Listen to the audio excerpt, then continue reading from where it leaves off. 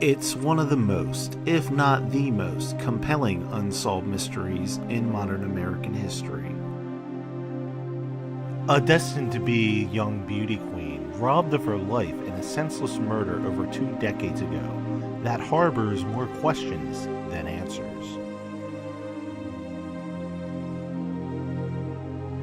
You could line up 10 complete strangers who experienced the 1990s, and the mere mention of the name JonBenét would give you 10 very strong and very different opinions on who did it and why. It was a big theory that the parents were involved somehow. It was her mother, Patsy. I just don't see any type of criminal doing something like this and then trying to stage it as a kidnapping. For me personally, this situation has haunted me since the day it happened. I was 12 years old at the time, and life was simple. My only worries were getting my homework done and making sure my room was clean. Surely something so grim and disturbing couldn't have happened in real life. That kind of stuff only happens in the movies. Or did it? In order to fully understand the importance of this case, and why it's still a mystery to this day, we need to dig deep and look at the different scenarios, all the evidence or lack thereof, all the mistakes that were made during the investigation, and of course, all the suspects, whether they were in the Ramsey family or not. Like any investigation, in order to assess the whole situation and everything that happened, you need to start from the beginning. So let's take a trip back in time to Christmas Day in 1996 in Boulder, Colorado with the Ramsey family.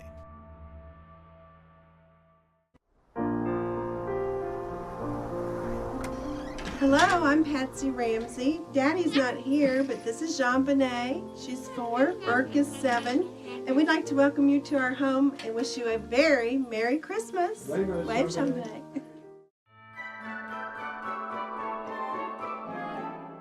Christmas was a magical time for the Ramsey family. Patsy would have the whole house decorated top to bottom with Christmas decor and knickknacks.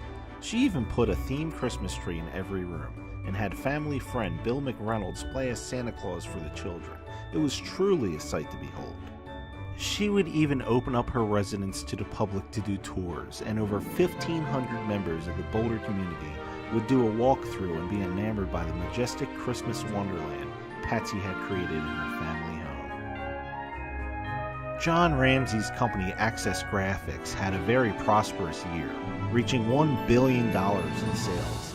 They had a party in the days leading up to Christmas that was publicized in the local press, raving about the company's huge accomplishments. JonBenét was also very busy around this time, doing performances at local malls, beauty pageants, and participating at local parades as Little Miss Colorado.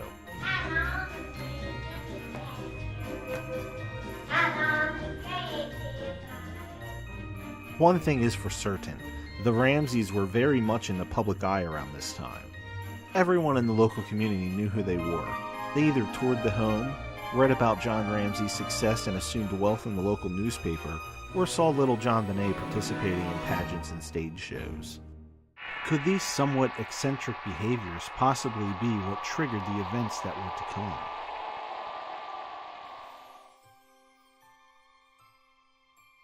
On Christmas Day, JonBenét and her brother Burke woke up around 6 a.m. They snuck downstairs before waking up the parents to see if Santa came and what kind of goodies he brought for them. To their delight, the tree was lined with presents all shapes and sizes. One in particular standing out to JonBenét was a brand new bicycle. The kids screamed and cheered as they rushed up to the parents' bedroom to make sure that they were awake. JonBenét immediately asked if she could take her new bike for a spin, but Brother Burke talked some sense into her by suggesting they open the rest of the presents first. As the family made their way to the presentation of gifts, the kids busied themselves playing Santa's elves and distributing all the gifts to see whose pile was the largest. Burke helped JonBenét with all the name tags because she was younger and had trouble reading. Patsy rearranged the gifts in JonBenét's stack so a special gift would be opened last. That gift was a doll that was custom made to look like JonBenét It even included a few of her outfits that she would wear regularly. JonBenét opened the box and examined the doll with a look of curiosity. And when Patsy asked her if she thought the doll looked like her, JonBenét responded with, "I don't think it looks that much like me," and placed the doll back in the box. Months later, when Patsy was interviewed by the Boulder police, she would say seeing the doll laying in a box like that looked like a doll version of JonBenét laying in a coffin. At around 5 p.m., the family leaves to attend a Christmas party at their friends the Whites' home. JonBenét was good friends with the Whites' daughter Daphne, so they had a good time playing with their new gifts they got for Christmas while the adults enjoyed cocktails and socialized. The family had dinner at the party and then left shortly after, because they had to catch a flight early the next morning for a trip to Michigan at their vacation home to visit the rest of John's children from another marriage. They also had to make some stops on the way home to drop off gifts to some friends around the neighborhood. During this time, JonBenét had fallen asleep in the car shortly after leaving the Whites' Christmas party. The Ramseys returned home around 9 or 9:30 p.m. John Ramsey carried JonBenét up to her room from the car, and him and Patsy got her ready for bed. Before turning off the lights and leaving the room, Patsy would say a prayer with JonBenét. It was part of their regular bedtime routine. I learned when I was growing up, now I lay me down to sleep, pray the Lord my soul to keep, if I should die before I wake. I pray the Lord my soul to take. According to John and Patsy Ramsey, this would be the last time they saw JonBenét alive.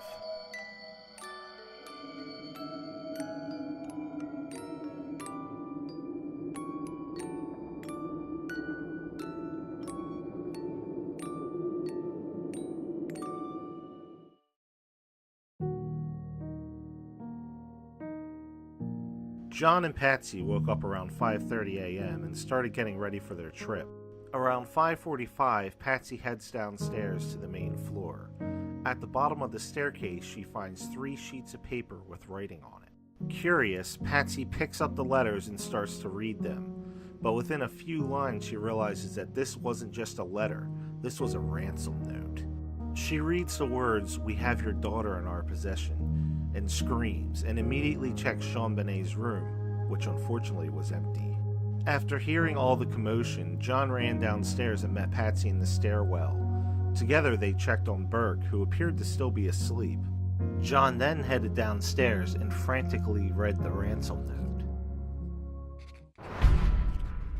Mr. Ramsey, listen carefully. We're a group of individuals that represent a small foreign faction. We respect your business, but not the country that it serves. At this time, we have your daughter in our possession. She is safe and unharmed, and if you want her to see 1997, you must follow our instructions to the letter.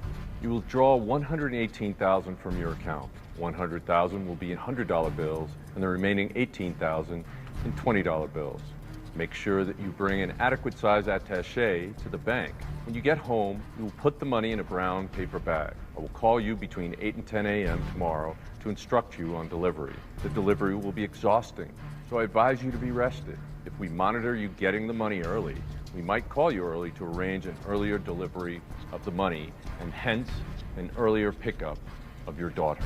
Any deviation of my instructions will result in the immediate execution of your daughter. You will also be denied her remains for proper burial. The 2 gentlemen watching over your daughter do not particularly like you, so I advise you not to provoke them. Speaking to anyone about your situation, such as the police, FBI, etc., will result in your daughter being beheaded. If we catch you talking to a stray dog, she dies. If you alert bank authorities, she dies. If the money is in any way marked or tampered with, she dies. You will be scanned for electronic devices, and if any are found, she dies. You can try to deceive us, but be warned that we are familiar with law enforcement countermeasures and tactics. You stand a 99% chance of killing your daughter if you try to outsmart us. Follow our instructions, and you stand a 100% chance of getting her back. You and your family are under constant scrutiny, as well as the authorities. Don't try to grow a brain, John. You are not the only fat cat around, so don't think that killing will be difficult. Don't underestimate us, John. Use that good Southern common sense of yours. It is up to you now, John. Victory, SBTC. Once John read the ransom note, he instructed Patsy to call 911. 911 emergency. Police. What's going on by 515th Street? What's going on there, ma'am? We have a kidnapping. Hi, please explain to me what's going on, okay? There's a note left and our daughter's gone. A note was left in your daughter's? Yes. How old is your daughter? 6 years old. She's gone.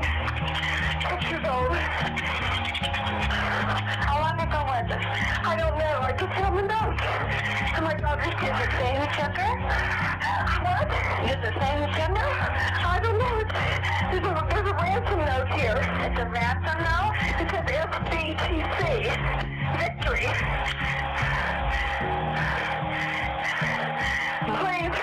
Okay, what's your name? Are you Patsy Ramsey? I'm the mother. Oh my God. Please. Okay, I'm sending an officer over, okay? Do you know how long she's been gone? No, I don't. Please, we just got out. Is she right here? Oh my God, please. Okay, well, there's somebody. I am, honey. Please. Take a deep breath. Please, okay. Hurry. Patsy. Patsy. Patsy.